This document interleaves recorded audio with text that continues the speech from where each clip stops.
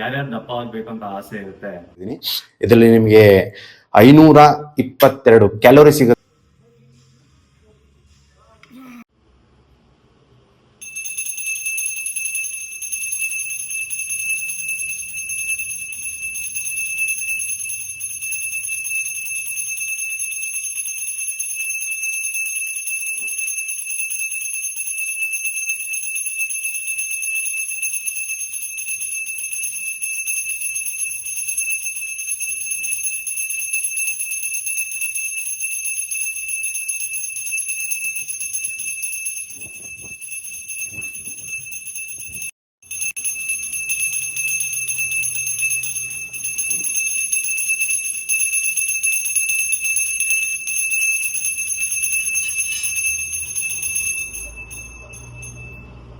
Cut ಮಾಡಬೇಡ.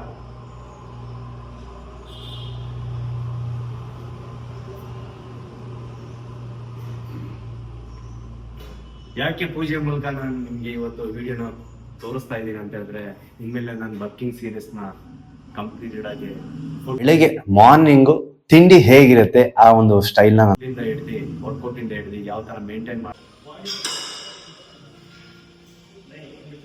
ಯಾವ ತರ ನಾನು ಬಾಡಿನ ಬಲ್ಕ್ ಮಾಡ್ತೀನಿ ಅಂತ ವಿಡಿಯೋನ ಹಾಕ್ಬೇಕು ಮಾಡಬೇಕು ಅಂತ ಡಿಸೈಡ್ ಮಾಡಿದ್ದೀನಿ.